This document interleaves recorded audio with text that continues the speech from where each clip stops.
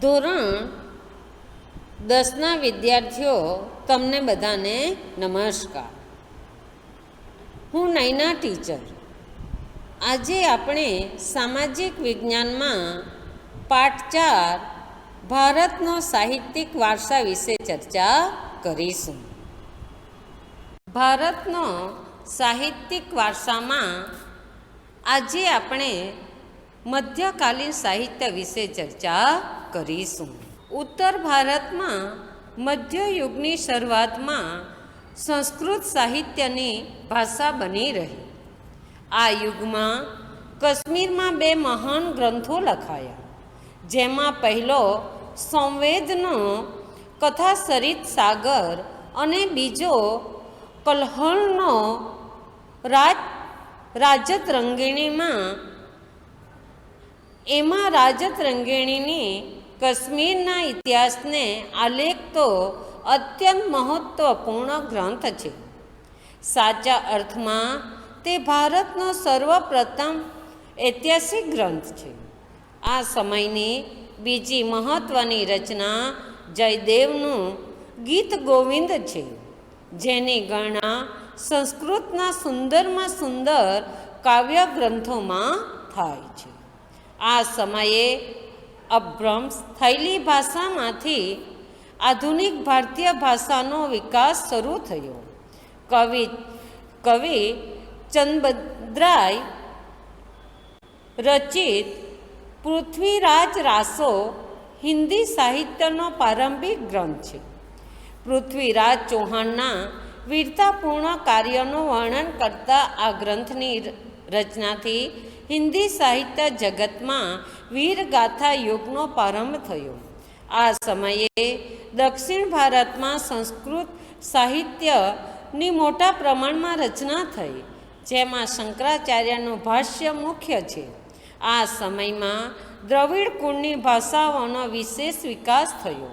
થોડા સમય સુધી કન્નડ સાહિત્ય પર જૈન ધર્મની ગાઢ અસર પડતા કવિ પંપાએ આદિપુરાણની રચના કરી. 16મા જૈન તીર્થકરનું જીવન આલેખતું સાહિત્ય પુરાણ કવિ પોન્નાએ તૈયાર કર્યું.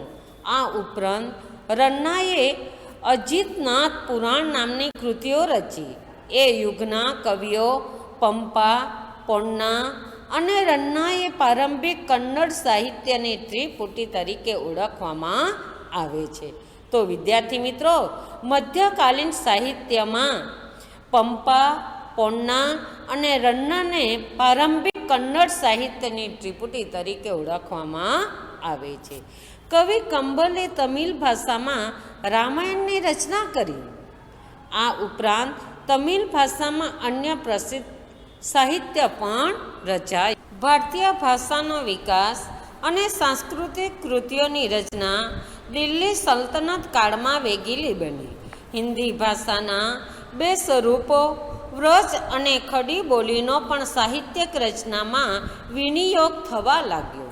આ બંને ભાષાઓમાં અનેક ભક્તિ ગીતો રચાયા. હિન્દી અને ગુજરાતી ભાષા સાથે મળતી આવતી રાજસ્થાની ભાષામાં વીરગાથાઓ લખાઈ. અલ્હા, ઉદલ અને બિસલ દેવના રાસો આ સમયની વિખ્યાત વીરગાથાઓ છે.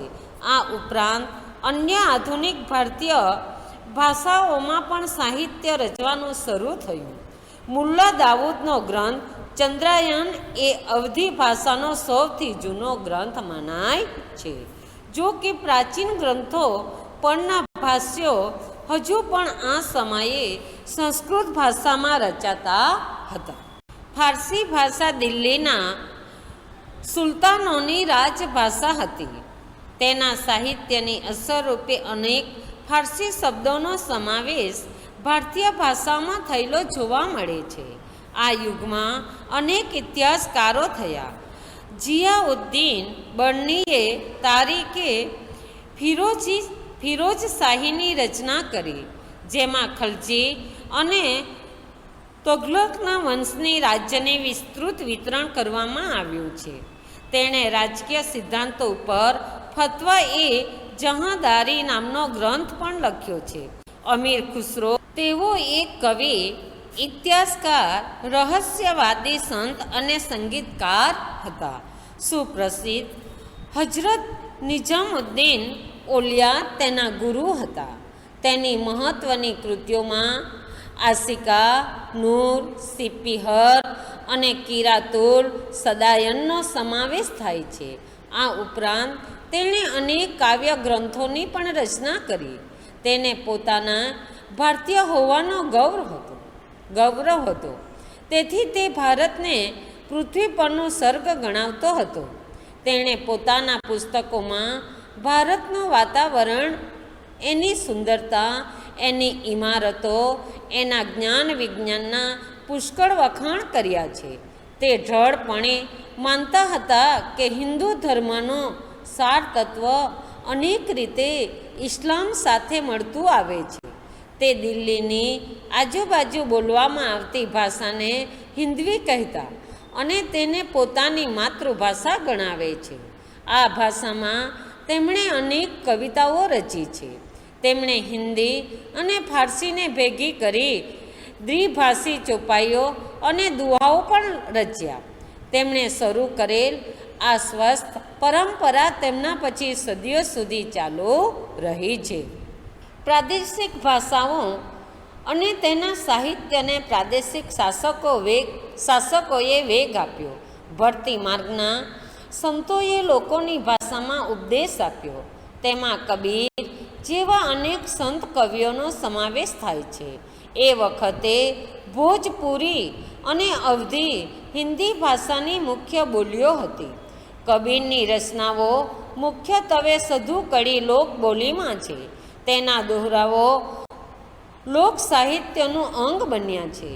મલિક મુહમ્મદ જયસીએ અવધીમાં પદ્માવ્રત નામનું મહાકાવ્ય લખ્યું. આ ઉપરાંત તુલસીદાસનો પ્રસિદ્ધ ગ્રંથ રામચરિતમાનસ આ સમયે અવધી ભાષામાં લખાયો. આ યુગમાં અવધી ભાષાના બીજા કવિઓ પણ થયા હતા. આ યુગમાં હિન્દી ઉપરાંત બીજી ભાષામાં પણ સાહિત્ય રચાયું. બંગાળના સુલતાનોના આશ્રયે રહીને કૃતિવાસે બંગાળીમાં રામાયણ અને પ્રસિદ્ધ કવિ ચંદીદાસે સેંકડો ગીતો રચ્યા. બંગાળમાં સંત ચૈતન્યથી ભક્તિ ગીતો લખવાની પરંપરા શરૂ થઈ. નરસિંહ મહેતાએ ગુજરાતીમાં અને નામદેવ તથા એકનાથે મરાઠીમાં ભક્તિ ગીતો રચ્યા. તો વિદ્યાર્થી મિત્રો, આપણા ગુજરાતની અંદર ગુજરાતી ભાષામાં નરસિંહ મહેતાએ ભક્તિ ગીતો રચ્યા.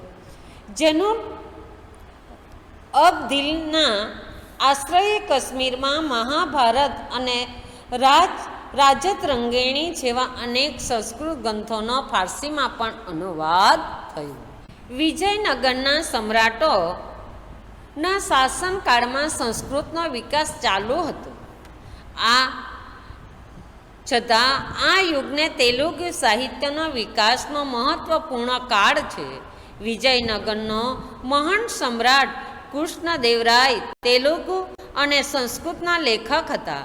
તેમણે આ મુક્ત મલાયદા ગ્રંથની રચના કરી. મુઘલ શાસન દરમિયાન વાસ્તુકલા અને અન્ય કલાઓની સાથે સાહિત્યનો પણ વિકાસ થયો. પ્રથમ મુઘલ બાબરે તુર્કી ભાષામાં તુજી કે બાબરી નામે આત્મકથા લખી. તેનું ફારસીમાં બાબરનામા નામથી ભાષાંતર કરવામાં આવ્યું.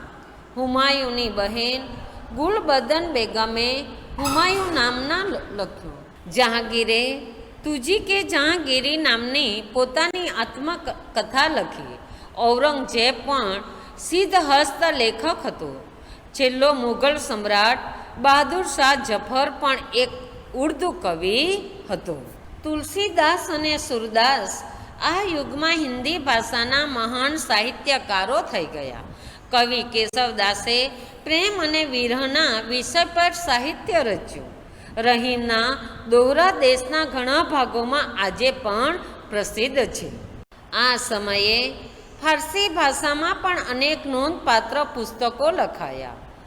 અબુલ ફઝલે આઈને અકબરી અને અકબરનામા લખ્યું. આઈને અકબરીમાં ભારતીય રીત રિવાજો, શિષ્ટાચારો, ધર્મ દર્શન, આર્થિક સ્થિતિ અને જીવનમાં લગભગ તમામ પાસાઓનું વિસ્તૃત વર્ણન કરવામાં આવ્યું છે. એક ઐતિહાસિક કૃતિ તરીકે આ ગ્રંથનો ઘણો જ મૂલ્યવાન છે. તો વિદ્યાર્થી મિત્રો, ઐતિહાસિક કૃતિ તરીકે કયો ગ્રંથ મૂલ્યવાન છે? તો વિદ્યાર્થી મિત્રો, ઐતિહાસિક ગ્રંથ તરીકે આઈને અકબરી અકબરનામા નામનો ગ્રંથ ઘણો મૂલ્યવાન છે. અબુલ ફઝલનો ભાઈ ફેજી ફારસી ભાષાનો એક મહાન કવિ હતો. તેણે અનેક સંસ્કૃત ગ્રંથોના ફારસીમાં અનુવાદ કર્યા.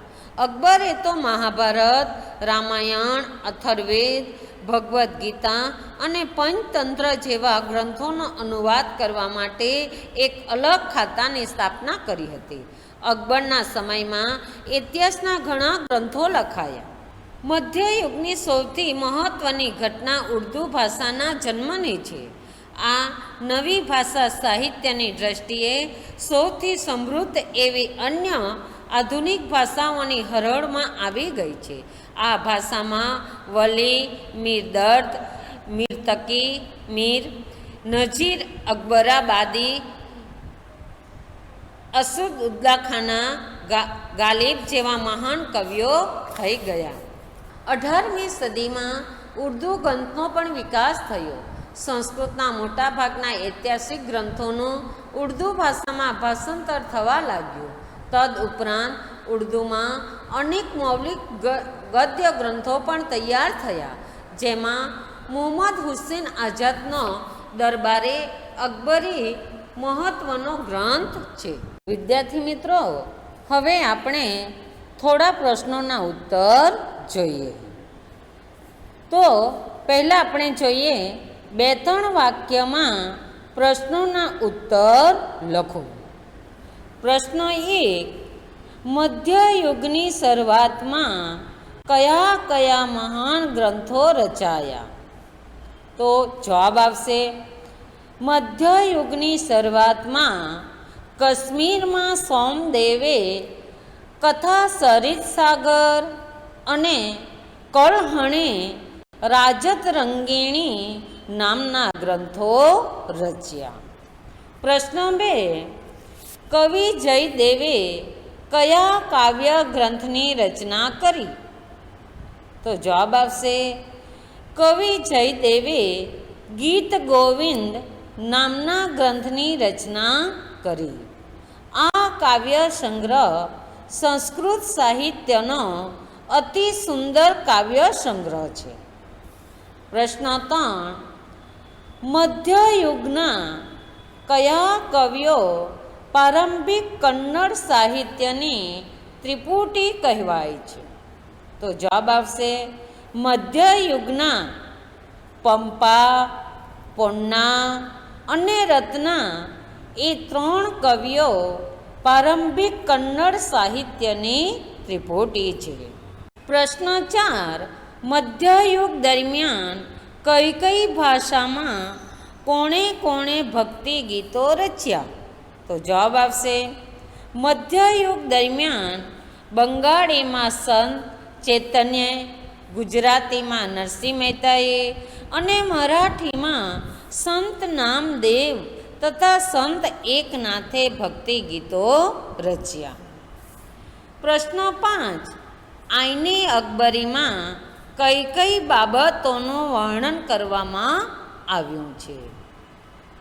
તો આઈને અકબરીમાં ભારતીય રીત રિવાજો, શિષ્ટાચારો, ધર્મ દર્શન, દેશની આર્થિક સ્થિતિ તેમજ જીવનના લગભગ તમામ પાસાનું વર્ણન કરવામાં આવ્યું છે. પ્રશ્ન 6, મુઘલ બાદશાહ અકબરે કયા કયા ગ્રંથોનો અનુવાદ કરવા માટે એક અલગ ખાતાની રચના કરી હતી? તો જવાબ આવશે મુઘલ બાદશાહ અકબરે મહાભારત, રામાયણ, અથર્વવેદ, શ્રીમદ ભગવદ્ ગીતા, પંચતંત્ર વગેરે ગ્રંથોનો અનુવાદ કરવા માટે એક અલગ ખાતાની રચના કરી